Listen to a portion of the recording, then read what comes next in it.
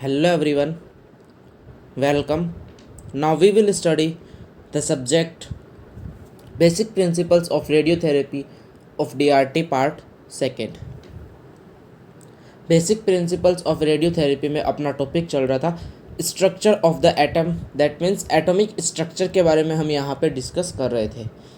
तो सबसे पहले अगर यहाँ पे बात की जाए एटम्स की, तो दैट मीन्स कि मैटर, कोई भी पदार्थ की जो सबसे छोटी यूनिट होती है वो आपकी एटम से स्टार्ट होती है, या फिर अपन बात करते हैं कि एटम से मिलकर ही क्या बनता है, आपका मैटर बनता है।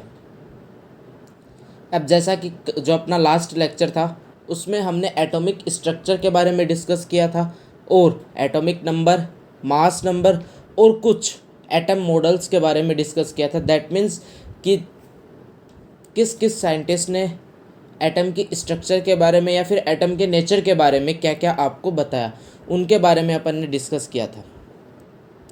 कुछ मॉडल्स एटम के रह गए थे लास्ट लेक्चर में, वो मॉडल्स हम आज डिस्कस करेंगे, और उन मॉडल्स के साथ में आज हम ये टॉपिक अपना कंप्लीट करेंगे। आगे का टॉपिक स्टार्ट करने से पहले एक बार लास्ट लेक्चर के टॉपिक्स का रिवीजन कर लिया जाए। तो जैसा कि सबसे पहले अपन बात करते हैं एटॉमिक स्ट्रक्चर की। तो एटॉमिक स्ट्रक्चर की अगर बात की जाए तो एटॉमिक स्ट्रक्चर दैट मीन्स यहाँ पे 3 प्रकार के पार्टिकल्स होते हैं, प्रोटॉन, न्यूट्रॉन और इलेक्ट्रॉन। इलेक्ट्रॉन नेगेटिवली चार्ज होते हैं, प्रोटॉन पॉजिटिवली चार्ज होते हैं, और न्यूट्रॉन दैट मीन्स न्यूट्रल होते हैं, उदासीन होते हैं, जिन पे कोई भी चार्ज नहीं होता। जो आपका एटम होता है बीच में उसमें एक सेंट्रल कोर होता है जहाँ पे प्रोटॉन्स प्लस न्यूट्रॉन्स पाए जाते हैं, और जो कि पॉजिटिवली चार्ज होता है। बिकॉज प्रोटॉन का पॉजिटिव चार्ज और न्यूट्रॉन का कोई चार्ज नहीं है, तो वहाँ पे चार्ज कैसे मिला आपको, पॉजिटिव। जितनी संख्या प्रोटॉन्स की होती है उतनी संख्या किसकी होती है, आपकी न्यूट्रॉन्स की होती है। ठीक है। अब इसके अलावा जो इसके चारों तरफ क्या पाया जाता है कि सराउंडिंग में ऑर्बिट्स पाई जाती हैं, और उन ऑर्बिट्स में इलेक्ट्रॉन्स पाए जाते हैं, और इन इलेक्ट्रॉन्स पे चार्ज होता है आपका नेगेटिव। आपका जो पूरा का पूरा जो एटम होता है वो क्या होता है, न्यूट्रल होता है। बिकॉज इलेक्ट्रॉन्स की जो संख्या होती है वो प्रोटॉन्स की संख्या के बराबर होती है। प्रोटॉन्स पे पॉजिटिव चार्ज होता है, इलेक्ट्रॉन्स पे नेगेटिव चार्ज होता है, एक दूसरे को कैंसिल करेंगे तो वहाँ पे एटम पे आपका जो दैट मीन्स पूरे एटम पे जो चार्ज होगा वो कैसा होगा, न्यूट्रल होगा, दैट मीन्स उदासीन होगा।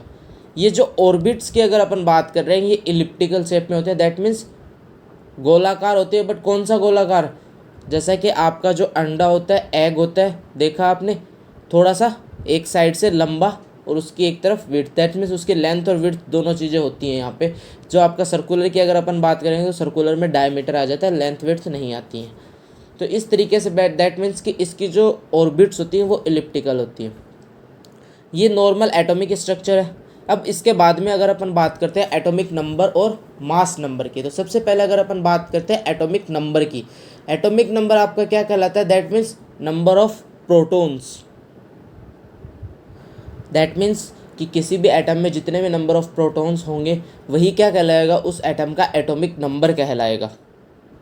ठीक है। बिकॉज नेचर के अंदर बहुत सारे एलिमेंट्स पाए जाते हैं, बहुत सारे एटम्स पाए जाते हैं, तो उनको उन्होंने क्या किया कि इन्होंने एटॉमिक नंबर, ठीक है, that means number of proton is equal to the atomic number. अब अगर अपन बात करें मास नंबर की, तो मास नंबर यहाँ पे आपका क्या होता है, number of protons plus number of neutrons. ठीक है। दैट मीन्स कि न्यूट्रॉन और प्रोटॉन्स की संख्या का जो सम होता है वही क्या कहलाता है, यहाँ पे मास नंबर कहलाता है, वेट कहलाता है, उस एटम का एटॉमिक वेट कहलाता है।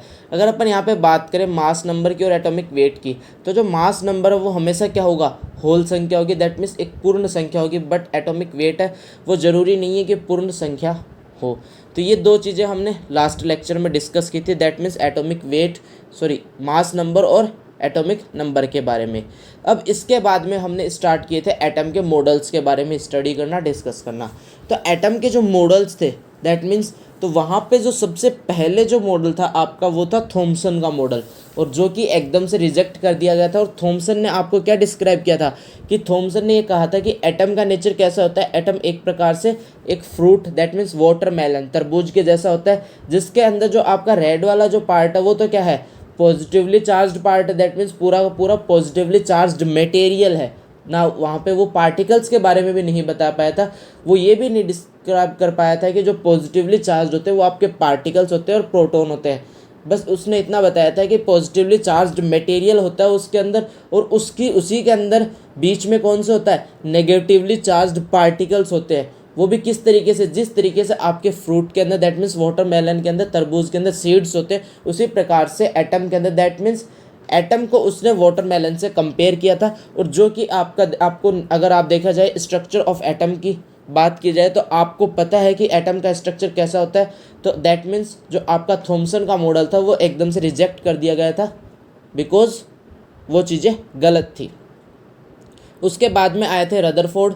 रदरफोर्ड ने आपको जो मॉडल बताया था वो कुछ हद तक सही था, बट इतना भी वो सही नहीं था। दैट मीन्स उन्होंने ये बताया था कि जिस तरीके से आप स्ट्रक्चर पढ़ते हो सेम उसी तरीके से बीच में एक सेंट्रल कोर होता है जहाँ पे आपका पॉजिटिवली चार्ज होता है, दैट मीन्स पार्टिकल्स होते हैं, प्रोटॉन्स होते हैं वहाँ पे, उसके चारों तरफ सराउंडिंग में इलेक्ट्रॉन्स पाए जाते हैं। बट यहाँ पे रदरफोर्ड ने ये बताया था कि जो इलेक्ट्रॉन्स होते हैं वो ऑर्बिट्स में जब मूव, उसने ये भी बताया था कि जो इलेक्ट्रॉन्स होते हैं वो सर्कुलर ऑर्बिट्स में मूव करते हैं, जबकि आपको पता है कि ऑर्बिट कैसी होती है, इलिप्टिकल होती है।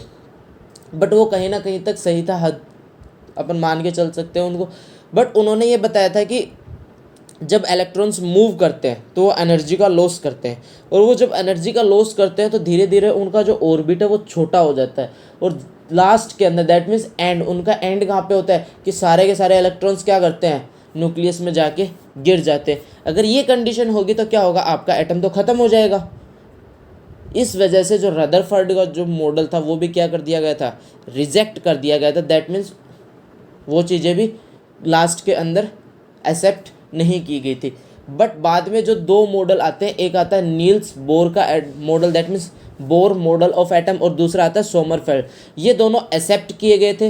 एक्सेप्ट इसलिए किए गए थे बिकॉज इन्होंने बहुत सारी चीज़ें लगभग सही बताई थी एटम की स्ट्रक्चर के बारे में, नेचर के बारे में। तो ये सारी चीज़ें दैट मीन्स सही थी।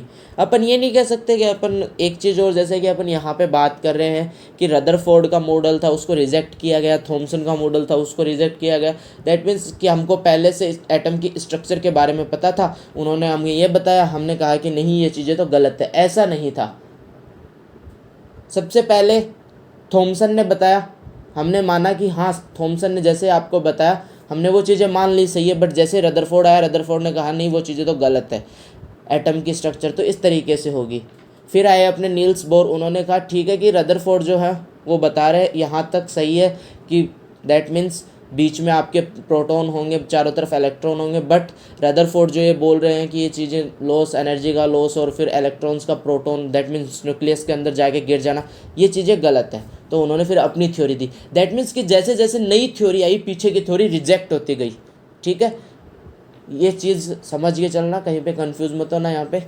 तो दैट मीन्स कि जैसे जैसे नई थ्योरीज आई पुरानी थ्योरी रिजेक्ट होती गई।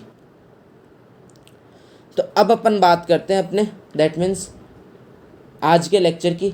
जो दो मॉडल अपने को पढ़ने हैं, एक नील्स बोर का पढ़ना है और एक सोमरफेल्ड का पढ़ना है।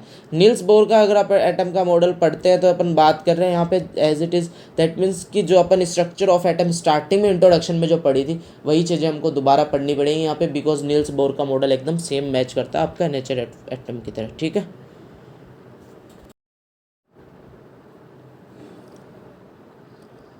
तो अब देखते हैं कि नील्स बोर ने क्या बताया था।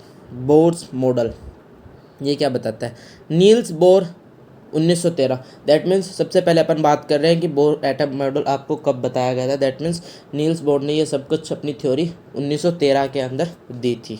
सजेस्टेड दैट, उसने सजेस्ट किया था, the electrons are negatively charge particles and move around the nucleus in various orbits. That means कि जो इलेक्ट्रॉन्स है वो नेगेटिवली चार्ज्ड पार्टिकल्स होते हैं, और ये न्यूक्लियस के चारों तरफ अलग अलग ऑर्बिट्स में, दैट मीन्स वेरियस अलग अलग प्रकार की ऑर्बिट्स के अंदर या फिर अलग अलग ऑर्बिट्स के अंदर मूव करते हैं। ये चीज़ें किसने बताई आपको, बोर ने बताई। The orbit of electron is fixed. That means जो एक प्रत्येक इलेक्ट्रॉन की अगर अपन यहाँ पे बात करें, एवरी इलेक्ट्रॉन की बात करें तो उसकी जो ऑर्बिट होती है वो फिक्स होती है हमेशा। दैट मीन्स कि जो एक इलेक्ट्रॉन है, कोई भी इलेक्ट्रॉन आप ले रहे हो, वो जिस ऑर्बिट में मूव कर रहा है वो उसी ऑर्बिट में मूव करेगा, वो दूसरी ऑर्बिट में मूव नहीं कर पाएगा। He gave the name energy level to these orbits. और ये जो फिक्स्ड जो ऑर्बिट्स थी इनको उसने क्या दिया था, एक नाम दिया था, जिसे हम क्या बोलते हैं, एनर्जी लेवल्स बोलते हैं। आप लोगों ने जब अपन एटॉमिक स्ट्रक्चर पढ़ते हैं तब अपन KLMN शेल्स पढ़ते हैं, उसी के साथ अपन एनर्जी लेवल्स भी पढ़ते हैं, ठीक है। तो ये जो ऑर्बिट्स थी, ऑर्बिट्स को उसने एनर्जी लेवल का नाम दिया था। The electron can not emit any energy when it moves in its own fixed orbit known as stationary energy levels. That means कि जैसा आपको रदरफोर्ड ने बताया था कि जब इलेक्ट्रॉन किसी भी ऑर्बिट में मूव करता है तो वो एनर्जी का लॉस करता है, एनर्जी एमिट करता है। इस चीज़ को नील्स बोर ने गलत ठहराया, उन्होंने बताया कि ऐसा कुछ नहीं होता है। दैट मीन्स कि electron cannot emit any energy, कोई भी इलेक्ट्रॉन किसी भी प्रकार की एनर्जी को एमिट नहीं करता है when it moves in its oven orbit. जब वो अपनी खुद की जब फिक्स्ड ऑर्बिट में वो मूव कर रहा होता है तब तक वो कोई भी एनर्जी एमिट नहीं करेगा, known as stationary energy levels. और इस जो एनर्जी लेवल होते हैं दैट मीन्स जब तक वो अपनी फिक्स्ड ऑर्बिट में मूव करता है उसे अपन क्या बोलते हैं, स्टेशनरी एनर्जी लेवल्स बोलते हैं। The electron gives out energy in the form of electromagnetic radiation of definite frequency when it jumps from higher energy level to lower energy level। हाँ, इलेक्ट्रॉन एनर्जी एमिट करता है but उसके लिए एक condition है और वो कंडीशन अब अपन पढ़ेंगे। दैट मीन्स आपको रदरफोर्ड ने बताया कि वो जब ऑर्बिट में अपनी मूव कर रहा है तभी कर रहा है, वो चीज़ गलत थी। यहाँ पे बोर्ड ने बताया कि हाँ रेडिएशन एमिट करेगा बट कब करेगा वो अभी अपन पढ़ेंगे। लेकिन जब वो अपनी फिक्स्ड ऑर्बिट में मूव करता है उस वक्त वो किसी भी प्रकार की रेडिएशन एमिट नहीं करेगा, किसी भी प्रकार की एनर्जी एमिट नहीं करेगा। अब अपन बात करते हैं electron gives out energy in the form of electromagnetic radiation. That means electromagnetic radiations के फॉर्म में इलेक्ट्रॉन आपको एनर्जी देता है, वो भी एक डेफिनेट फ्रीक्वेंसी। दैट मीन्स कि उसकी फ्रीक्वेंसी फिक्स्ड होती है बट कब देगा, जब आपका इलेक्ट्रॉन्स की एनर्जी लेवल क्या हो, चेंज हो, उस वक्त देगा। when it jumps from higher energy level to lower energy level, that means जब इलेक्ट्रॉन हायर एनर्जी लेवल से लोअर एनर्जी लेवल में आएगा। दैट मीन्स इलेक्ट्रॉन्स के पास क्या है, एनर्जी है, वो हायर एनर्जी लेवल में था तब उसके पास ज़्यादा एनर्जी थी बट अब वो कहाँ पे आ रहा है, जंप होके लोअर में आ रहा है। तो जो एक्सेसिव एनर्जी है दैट मीन्स जो उसके पास एक्स्ट्रा एनर्जी है वो उस एक्स्ट्रा एनर्जी को एमिट करेगा, ठीक है। और वो उसको किस फॉर्म में एमिट करता है, इलेक्ट्रोमैग्नेटिक रेडिएशन के फॉर्म में करता है जिनकी डेफिनेट फ्रीक्वेंसी होती है। तो दैट मीन्स यहाँ पे जो रदरफोर्ड की जो थ्योरी थी वो गलत होती है और बोर की जो थ्योरी थी वो, दैट मीन्स कि बोर किस तरीके से रदरफोर्ड की थ्योरी को गलत करके उस थ्योरी को सही करता है यहाँ पे कि जो इलेक्ट्रॉन्स है वो जब ऑर्बिट्स में मूव करते हैं उस वक्त वो कोई भी रेडिएशन, कोई भी एनर्जी एमिट नहीं करते हैं, वो केवल और केवल इलेक्ट्रोमैग्नेटिक रेडिएशन एमिट करते हैं। और वो भी कब करते हैं, जब इलेक्ट्रॉन्स हायर एनर्जी लेवल से जंप मार के लोअर एनर्जी लेवल में आते हैं तब वो इलेक्ट्रोमैग्नेटिक रेडिएशन एमिट करते हैं। तो ये बोर मॉडल के एटम की बात हो रही थी।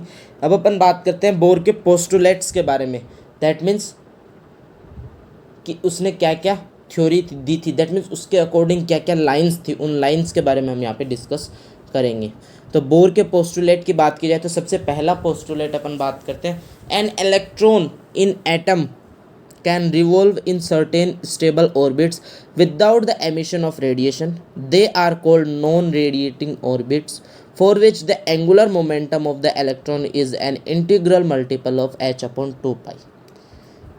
बोर्ड ने बताया कि कोई भी जो इलेक्ट्रॉन होता है किसी भी एटम में वो स्टेबल ऑर्बिट्स के अंदर रिवॉल्व करता है न्यूक्लियस के चारों तरफ without the emission of radiation. That means वो किसी भी प्रकार की रेडिएशन को एमिट नहीं करता है। They are called non radiating orbits. That means कि ये जो स्टेबल ऑर्बिट्स हैं जिनमें वो रिवॉल्व करता है न्यूक्लियस के चारों तरफ, इन ऑर्बिट्स को हम बोलते हैं non radiating orbits. For which the angular momentum, और इन ऑर्बिट्स के लिए एंगुलर मोमेंटम की वैल्यू क्या होती है, या फिर एंगुलर मोमेंटम किसके इक्वल होता है, integral multiple of the H upon two pi, H upon two pi के इंटीग्रल मल्टीपल के इक्वल होता है। H upon two pi that means यहाँ पे टू पाई कॉन्स्टेंट है और एच आपका प्लांक्स कॉन्स्टेंट है। अब अपन बात करते हैं बोर के दूसरे पोस्टुलेट के बारे में। An electron may jump from one of its orbit of higher energy to one of lower energy, that means कि कोई भी जो आपका इलेक्ट्रॉन है वो अपनी हायर एनर्जी लेवल या फिर हायर एनर्जी की जो ऑर्बिट है उससे जंप करके कहाँ पे आता है, लोअर एनर्जी में आता है या फिर आ सकता है, ठीक है। इन दैट प्रोसेस, इस प्रोसेस के अंदर the energy difference between its initial and final states is given out at radiation, that means कि दोनों के बीच में क्या होगा, एनर्जी का डिफरेंस होगा। इनिशियल हायर से वो किस में आ रहा है, लोअर में आ रहा है, तो दैट मीन्स वहाँ पे वो जो एनर्जी डिफरेंस है वो एज ए रेडिएशन बाहर आता है। और किस तरीके से आता है, द फ्रीक्वेंसी न्यू, ठीक है, ये वी नहीं है यहाँ पे, फ्रीक्वेंसी न्यू है, nu of the radiation is given by H nu is equal to E1 minus E2, where E1 and E2 are the energies in the initial and final states. That means कि यहाँ पे जो आपकी अपन बात करेंगे जो energy निकल रही है, ठीक है, उसकी फ्रीक्वेंसी की, तो उसकी फ्रीक्वेंसी का फॉर्मूला क्या होगा, H nu is equal to E1 minus E2, H यहाँ पे प्लांक कांस्टेंट है, न्यू यहाँ पे फ्रीक्वेंसी है, और E1 और E2 क्या है, इनिशियल और स्टार्टिंग, दैट मीन्स इनिशियल और एंडिंग जो आपकी ऑर्बिट्स है या फिर स्टेट्स की अगर अपन बात कर सकते हैं, फाइनल स्टेट्स की, वो दोनों हैं। E1 यहाँ पे इनिशियल स्टेट है, इनिशियल ऑर्बिट में कितनी एनर्जी थी, E2 यहाँ पे that means final state, final जहाँ पे उसने जंप किया जिस ऑर्बिट में उसकी एनर्जी कितनी है। तो अगर इन दोनों की एनर्जी को अपन माइनस करते हैं तो अपने पास जो डिफरेंस आता है वही क्या आता है, फ्रीक्वेंसी आ गई अपने पास नई रेडिएशन की, दैट मीन्स जो एनर्जी एमिट की है।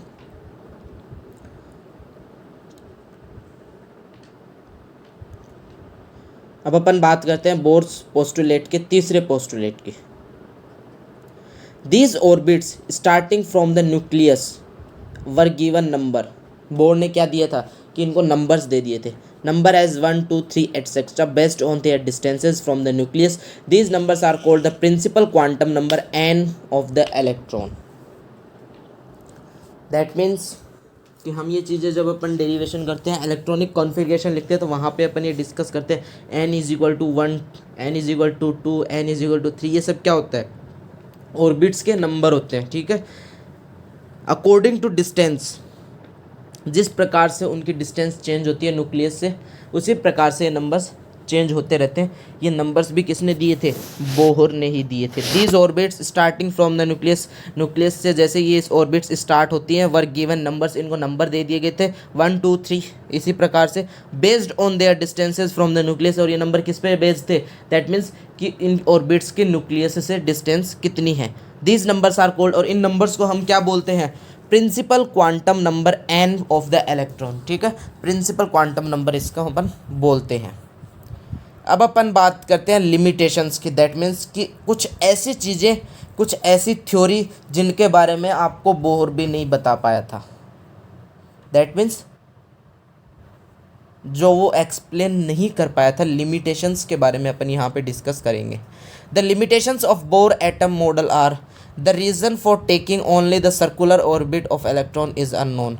बोर ने जब तक आपको बताया था, बोर ने केवल सर्कुलर ऑर्बिट बताई थी, दैट मीन्स, और वो ये भी नहीं पता कर पाया था, दैट मीन्स उसने ये तो कह दिया कि ऑर्बिट जो है वो सर्कुलर है, बट वो ये भी नहीं, उसका रीज़न नहीं बता पाया था कि ऑर्बिट सर्कुलर ही क्यों है, ठीक है। मेन चीज़ क्या है यहाँ पे, the reason for taking only the circular orbit of electron is unknown, वो उसके लिए एक रहस्य रह गया था, दैट मीन्स वो इस चीज़ों को या फिर वो इस थ्योरी को क्लियर नहीं कर पाया था।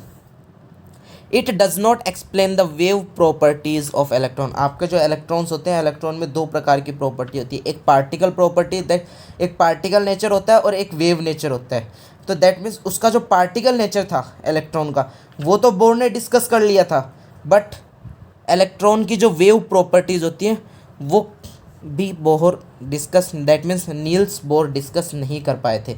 तो ये कुछ लिमिटेशंस थी बोर एटम मॉडल की। तो यहाँ पे अपना जो थर्ड जो इम्पोर्टेंट है नील्स बोर एटम मॉडल जो कि कंप्लीट होता है। अब अपन बात करेंगे नेक्स्ट सोमरफील्ड एटम मॉडल की। तो सोमरफील्ड एटम मॉडल में ये जो चीज़ें थी दैट मीन्स कि जो आपको नील्स बोर ने बताई ये सारी हद तक सही थी। तो ये चीज़ें अपन वापस वहाँ पे दोबारा से डिस्कस नहीं करेंगे, अपन केवल वहाँ पे चेंजेस के बारे में डिस्कस करेंगे। दैट मीन्स कि सोमरफील्ड ने क्या चेंज किया था और क्या बताया था। तो यहाँ पे दैट मीन्स जो लिमिटेशंस है, एक तो आपकी क्या था सर्कुलर ऑर्बिट की और एक यहाँ पे क्या आपकी वेव प्रॉपर्टी की। तो ये नेक्स्ट आगे के जो मॉडल होंगे उसमें यही चीज़ें डिस्कस होंगी। दैट मीन्स तो यहाँ पे आपका जो आपको पता है कि एटॉमिक स्ट्रक्चर में आपने पढ़ रखा है कि ऑर्बिट कैसी होती है, इलिप्टिकल होती है। तो main cheese that means Sommerfeld आपको अब ये जो सर्कुलर ऑर्बिट थी इसको चेंज करके इलिप्टिकल बता देंगे। वो किस तरीके से बताते हैं उनका भी देख लेते हैं। Sommerfeld postulate that some of the electrons orbits are spherical and while some the other orbits are elliptical in shape। Sommerfeld ने बताया कि कुछ ऑर्बिट्स तो कैसी होती है, स्फेरिकल होती है, दैट मीन्स एकदम गोल होती है, सर्कुलर होती है, बट कुछ ऑर्बिट्स कैसी होती हैं, एलिप्टिकल होती हैं। एलिप्टिकल दैट मीन्स जैसे आपकी एग की शेप होती है। Later it was proposed that each energy level has sub energy level called sub shells. That means कि जो अगर अपन सेल्स की बात करते हैं, एनर्जी लेवल की बात करते हैं, इनके बारे में भी उन्होंने बताया कि इनके अंदर भी क्या होती हैं, सब एनर्जी लेवल्स होती हैं और सब जिनको अपन सब सेल्स बोलते हैं, namely S P D and F in the order of increasing energy. इनको नेम क्या दिया गया था, एस पी डी एफ। और ये किस तरीके से दिया गया था, जैसे जैसे इनकी एनर्जी इंक्रीज होती जाती है। ये चीज़ें आप लोगों ने पढ़ रखी हैं। एस पी डी एफ किस में आती हैं, आपके इलेक्ट्रॉनिक कॉन्फ़िगरेशन के अंदर आती है। For a particular value of N, N अभी अपन ने पढ़ा था principal quantum number, there are equal number of possible sub shells. That means कि एक जो अपन एन उसके हर के लिए क्या होती है कि जो सब सेल्स है एस पी डी एफ ये क्या होती है, इक्वल होती है। Out of which one is spherical and the remaining is elliptical in shape. इन्होंने जो ऑर्बिट्स की शेप थी उसके बारे में बता दिया कि जितनी भी दैट मीन्स जो आपका प्रिंसिपल क्वांटम नंबर है एन है उसके लिए जो भी सब सेल्स होंगी एस बी डी एफ उसमें से एक आपकी केवल स्फेरिकल होती है और बाकी की सारी कैसी होती है, इलिप्टिकल होती हैं। दैट मीन्स सोमरफील्ड ने ये जो इलिप्टिकल वाला जो सिस्टम था, जो भी फंडा था, ये क्लियर किया था। सोमरफील्ड इतना ही बता पाया था, ज़्यादा नहीं बताया था। इसके बाद में भी अपने दैट मीन्स अगर अपन बात करें एटम मॉडल की, तो एटम की जो स्ट्रक्चर होती है उसकी अपन स्टडी इतनी कर सकते हैं कि दैट मीन्स बहुत स्टडी हो सकती है इसके बारे में। बट अपने सिलेबस में एक जो वर्ड आता है सिलेबस, हर जगह जब अपन कोई भी टॉपिक कंप्लीट करते हैं तो वहाँ पे अपने पास लिमिटेशंस आती हैं सिलेबस की। ठीक है, अपन को सिलेबस ध्यान में रख के चलना होता है, इस वजह से हम ज़्यादा नहीं पढ़ेंगे इन चीज़ों को। बट फिर भी अगर आपको एटॉमिक स्ट्रक्चर में ये चीज़ लगता है कि सर ये छोटा सा टॉपिक था, ये आपको पढ़ाना चाहिए था, आप बता देना, वो टॉपिक भी हम डिस्कस कर लेंगे। Thank you.